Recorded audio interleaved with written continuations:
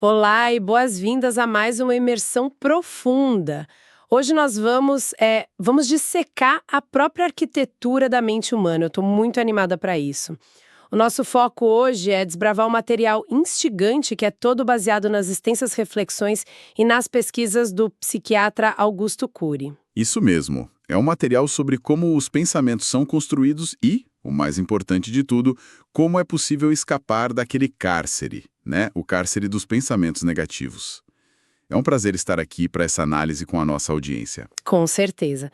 E para quem já acompanha as nossas discussões aqui sobre inteligência emocional, sobre biologia do comportamento, é bom avisar que a nossa missão hoje não é repassar o básico, tá? Nós queremos entrar nas engrenagens mais profundas desse sistema operacional que todos nós carregamos. O que nós temos em mãos hoje é quase uma engenharia reversa de como a mente funciona, tanto em estado de crise quanto em estado de normalidade.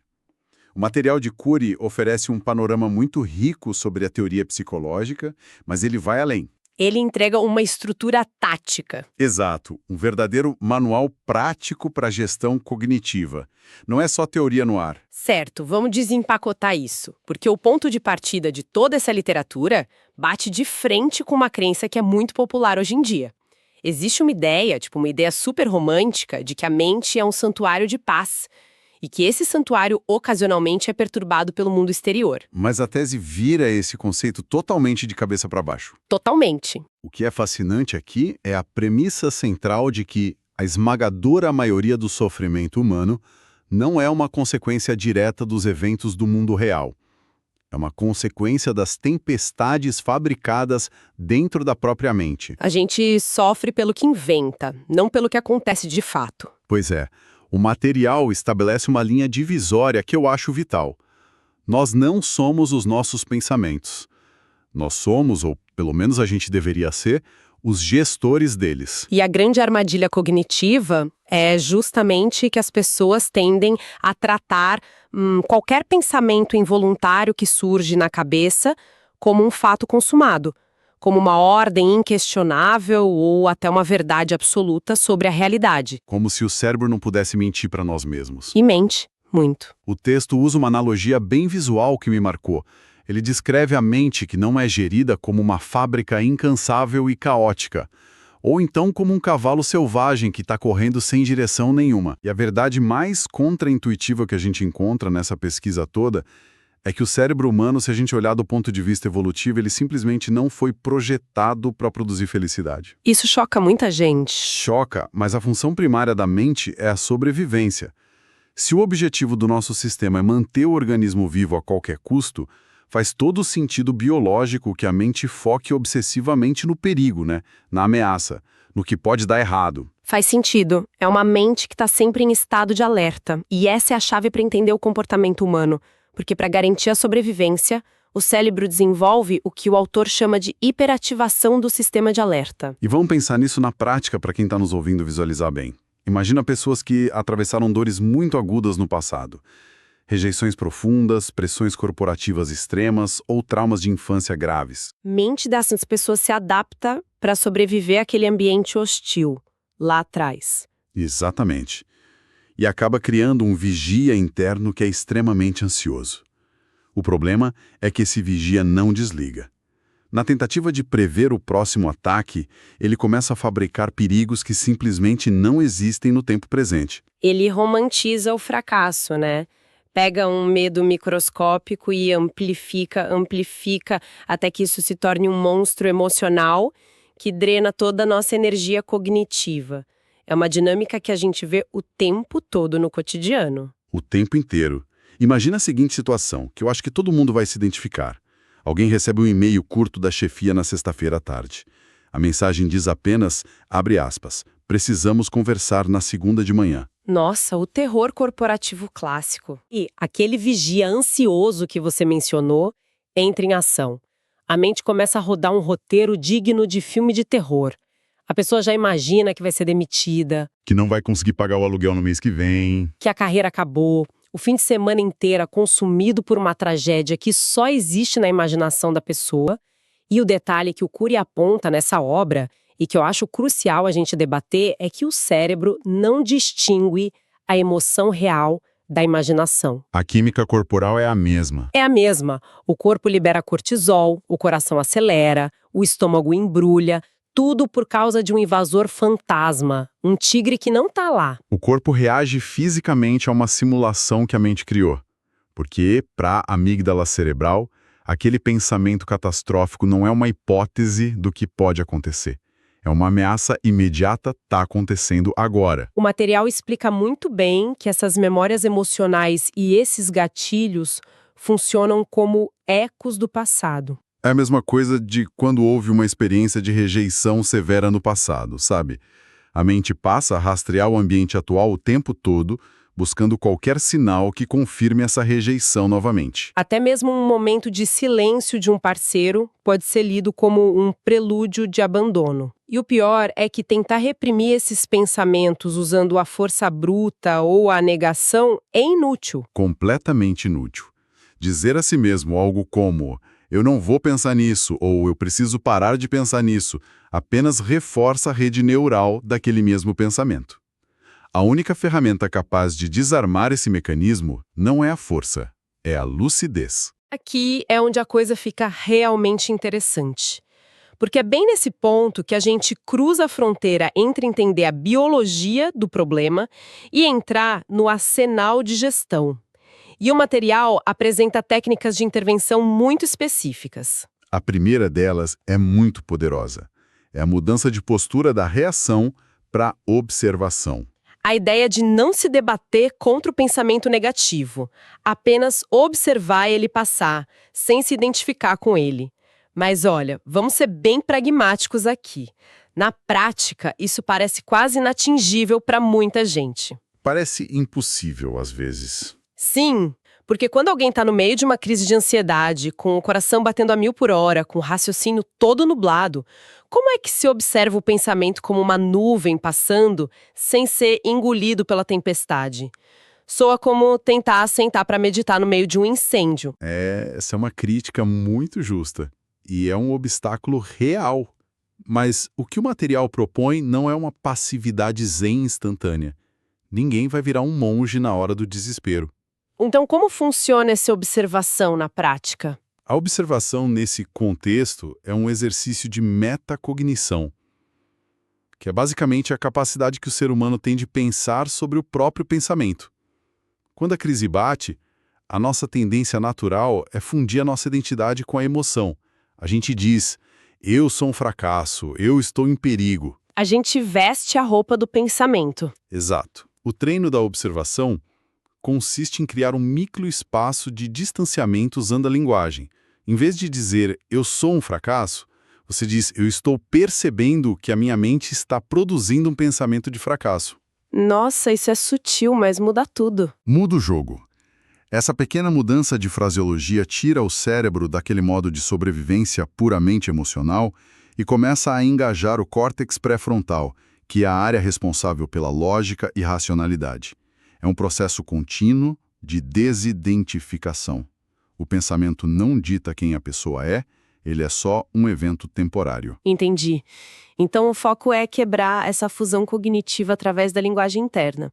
O que, aliás, nos leva perfeitamente para a segunda técnica estrutural que o material explora, que é o debate interno, a confrontação inteligente. Em vez de aceitar a versão catastrófica dos fatos que a mente ansiosa está te entregando, a instrução é exigir lógica dela. O texto sugere 3 perguntas de ouro para aplicar contra qualquer pensamento negativo intrusivo. Eu anotei essas perguntas, elas são fantásticas. A primeira é: isso é verdade absoluta? A segunda: isso é justo comigo? E a terceira: isso é útil para a minha vida neste exato momento? A teoria é que a fantasia catastrófica derrete quando é submetida a esse tipo de interrogatório. Ela se dissolve completamente porque o medo irracional simplesmente não suporta a análise baseada em evidências.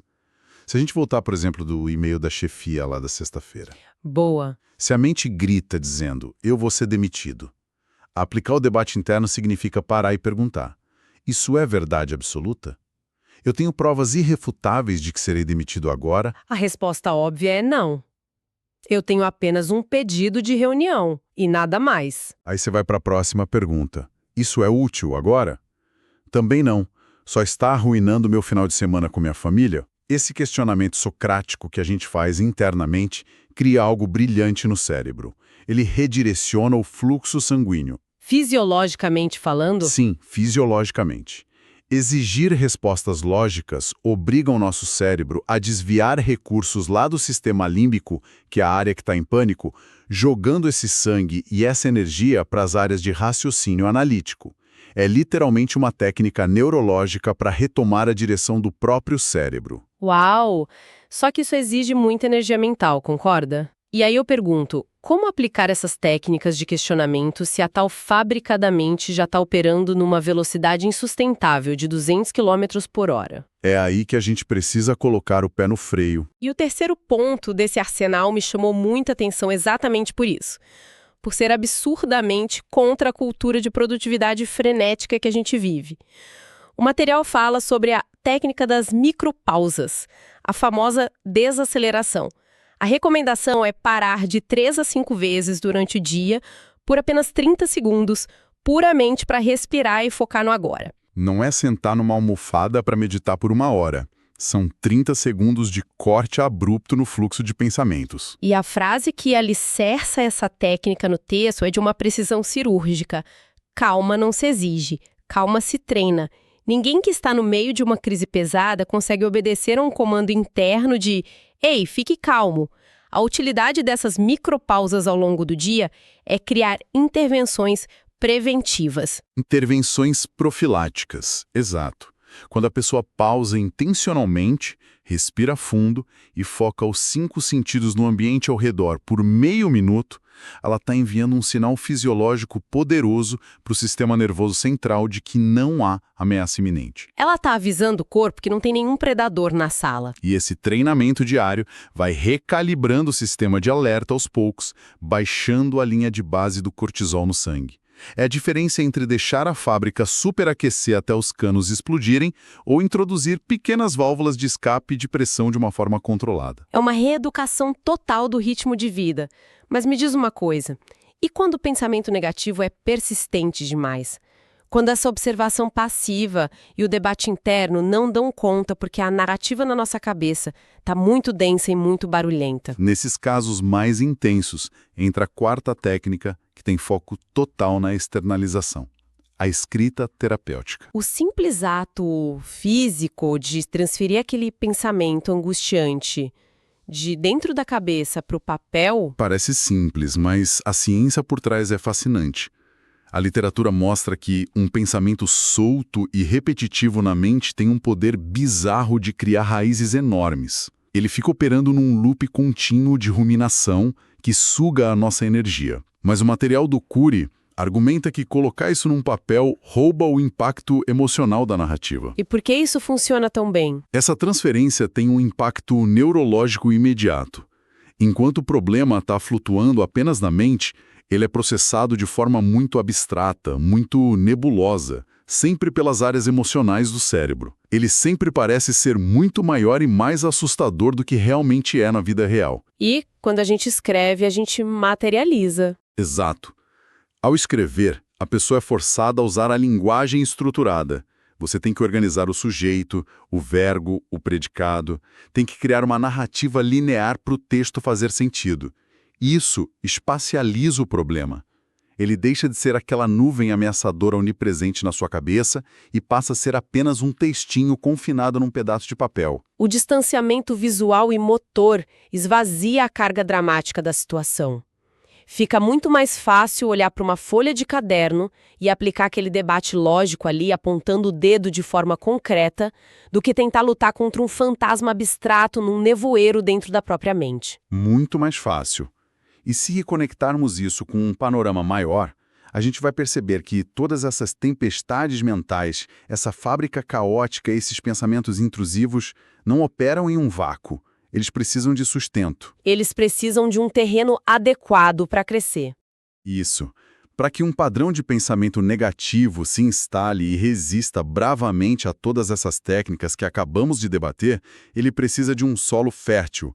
E a análise de Cury aponta de forma brilhante que esse solo é composto por emoções não curadas ou que foram negligenciadas pela pessoa. Lidar apenas com um pensamento de superfície sem olhar para a emoção profunda que serve de combustível para ele é enxugar gelo. É fazer o trabalho só pela metade. Sem dúvida alguma. Uma emoção machucada ou negligenciada invariavelmente vai produzir um subproduto de pensamentos machucados. É a lei inviolável de causa e efeito da mente. O material mapeia profundamente esse solo emocional e foca em estados que a nossa sociedade moderna muitas vezes normaliza e até aplaude. A exaustão crônica é o maior exemplo disso, né?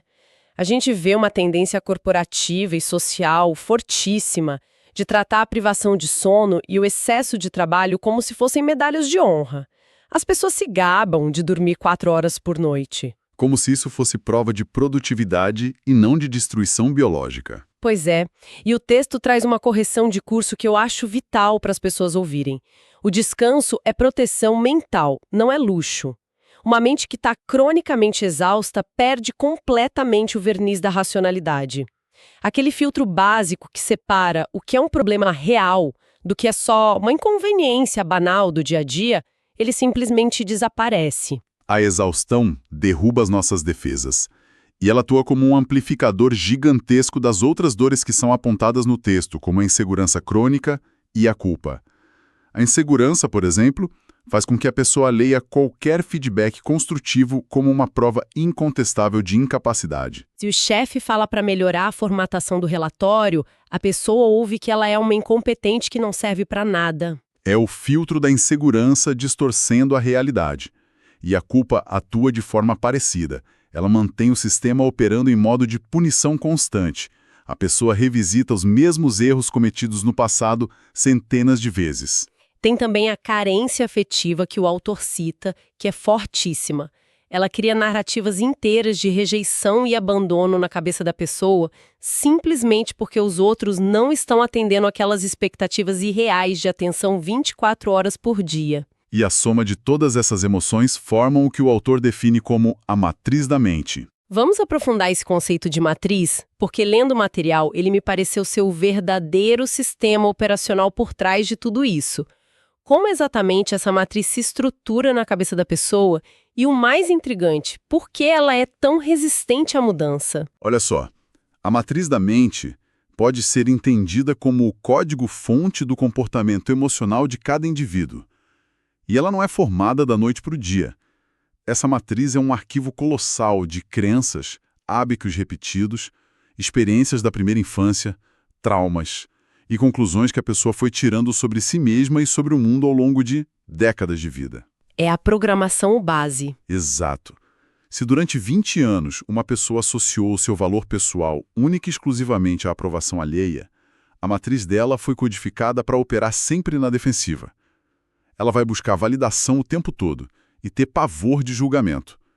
Então, se essa pessoa tentar usar a técnica de observação ou a da escrita terapêutica de forma leviana, só como um truquezinho rápido para acalmar na hora, o pensamento negativo vai retornar no dia seguinte. Porque o código-fonte por trás ainda está gritando a mesma mensagem. A matriz ainda dita que o mundo é uma ameaça e que a pessoa não é suficiente do jeito que é. O sintoma some na hora, mas a causa continua operando nos bastidores. O que levanta uma questão prática muito delicada para quem acompanha a gente. Como é que se altera um sistema operacional inteiro que foi codificado durante anos a fio, muitas vezes desde quando a gente era criança? O material aponta que a chave mestre para hackear essa matriz é alterar o tom da voz interna, promovendo a figura do piloto consciente. Mas olha o atrito que existe aqui. Nós vivemos imersos numa cultura que premia a autocrítica impiedosa. A gente foi ensinado a acreditar que o chicote interno é o que garante a disciplina, a ética de trabalho e o sucesso. Existe um medo de que, se eu não for duro e cruel comigo mesmo, eu vou me acomodar e vou fracassar. Como o indivíduo quebra essa ilusão enraizada de que a crueldade interna é algo útil? Essa é talvez a mudança de paradigma mais difícil de todas que a gente está debatendo aqui. Mas é também a mais transformadora. A matriz aprendeu, geralmente através de figuras de autoridade ou de ambientes muito competitivos na escola ou no trabalho, que ser duro é sinônimo de ser forte. Mas a ciência não concorda com isso, né? Nem um pouco. A neurociência e a psicologia cognitiva mostram o exato oposto. A autocrítica severa e constante gera níveis altíssimos de estresse crônico no organismo, o que por sua vez prejudica a função executiva do nosso cérebro.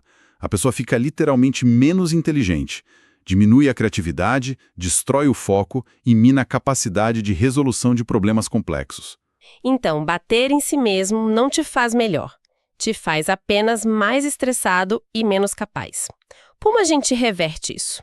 A verdadeira reprogramação da matriz acontece através de algo chamado autocompaixão estruturada.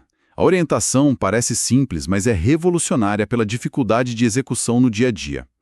Trata-se de passar a dialogar com a própria mente com o mesmo grau de gentileza, de delicadeza e de tolerância que se usaria ao aconselhar alguém que você ama profundamente. É um exercício de alteridade com o nosso próprio eu. A lógica é imbatível. Se uma pessoa muito querida, sei lá, seu melhor amigo, comete um erro num projeto no trabalho, você não vira pra ele e diz: nossa, você é um desastre irremediável, tudo que você toca der errado, seu incompetente. Você jamais faria isso com quem você ama. Não faria. Você analisa o erro com calma, acolhe a pessoa ali no momento de dor e ajuda ela a pensar numa solução prática. É simplesmente incompreensível como nós somos capazes de ter um oceano de empatia com terceiros e assumimos o papel de carrascos implacáveis e cruéis com os nossos próprios tropeços diários. E assumir essa postura mais empática e gentil internamente é o que finalmente empodera o piloto consciente. O nosso eu deixa de ser aquele passageiro aterrorizado sofrendo com os solavancos do avião no meio da tempestade mental e passa a ser o gestor ativo de tudo. Esse piloto consciente não tenta evitar os buracos ou fingir que os pensamentos negativos não existem, até porque ele sabe que eles fazem parte do funcionamento biológico do cérebro. O que esse gestor faz é instalar microatos de lucidez diários. Ele está ali monitorando a matriz o tempo todo. Ele percebe quando o gatilho da culpa foi acionado lá no fundo e intervém com firmeza. Ele diz: espere um pouco. Eu estou usando aquele mesmo tom punitivo antigo novamente. Ele compreende de uma forma muito lúcida que uma falha pontual, um dia ruim no escritório ou um pensamento sombrio não define o caráter dele nem o futuro da vida dele.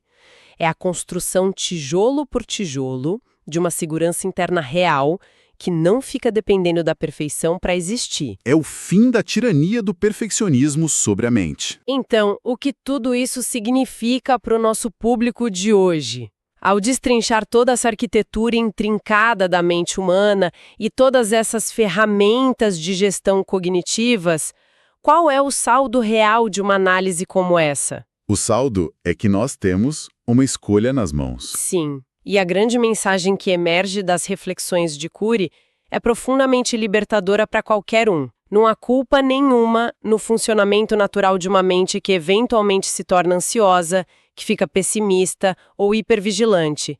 Isso é apenas a biologia humana bruta e a sua história de vida individual, tentando criar escudos para te proteger da dor. O cérebro está só fazendo o trabalho dele. Mas aí entra o outro lado da moeda. Exatamente. Se por um lado não há culpa por ter pensamentos negativos, por outro, há a responsabilidade inegável de não deixar esse sistema rodando solto no piloto automático. A força mental, a resiliência verdadeira que a gente tanto busca, não é um traço genético de sorte ou um milagre reservado a alguns poucos iluminados que nasceram com mentes inabaláveis. Ela é o resultado palpável de uma escolha diária e contínua. É a disciplina da observação que falamos no começo, a coragem de sentar e debater com os próprios medos usando a lógica, a sabedoria de fazer aquelas micropausas ao longo da rotina e, fundamentalmente, a prática inegociável de uma profunda autocompaixão. É a transição maravilhosa entre ser refém do próprio histórico emocional e assumir a autoria ativa das próprias reações. Assumir o manche da própria vida. E para a gente amarrar essa discussão, eu sei que você tem uma perspectiva que leva isso tudo para um nível ainda maior. Tenho sim, e acho que isso levanta uma questão importantíssima, uma reflexão para nossa audiência que transcende as técnicas de sobrevivência e toca bem na essência do potencial humano. Pensemos no seguinte: a mente humana gasta uma quantidade astronômica de energia metabólica, de foco e de processamento cognitivo apenas se defendendo o dia inteiro. Apenas criando cenários de catástrofe que não acontecem, antecipando dores, revisitando velhos traumas e lutando diariamente contra esses invasores e tigres imaginários. É um desgaste gigantesco e silencioso. Gigantesco. E se uma parcela tão colossal do nosso esforço intelectual hoje é consumida única e exclusivamente na defesa e no medo, eu pergunto: o que aconteceria com todo esse potencial cerebral, com toda essa energia criativa e analítica represada, no momento exato em que a mente finalmente compreender, lá na sua base mais profunda, que ela está genuinamente segura? Uau! Do que o ser humano seria capaz se o seu sistema operacional pudesse investir essa força titânica toda, não para sobreviver a uma guerra interna diária, mas para florescer plenamente, para inovar e para construir algo novo. Olha, é o tipo de reflexão que muda por completo a perspectiva que a gente tem sobre o que consideramos limite pessoal. Imaginar a vaidão desse potencial humano que está simplesmente trancado nos porões do medo crônico e daquela autocrítica punitiva é, no mínimo, arrebatador. Abre um horizonte inteiro de possibilidades. E essa é a provocação perfeita para deixar marinando na cabeça de quem acompanhou a nossa análise até agora. Fica aqui o nosso convite oficial para que cada um investigue o seu próprio código-fonte, desafie todos os dias os seus vigias ansiosos e comece a treinar ativamente, ainda hoje, essa segurança interna tão necessária. Nós encerramos a nossa imersão profunda por aqui.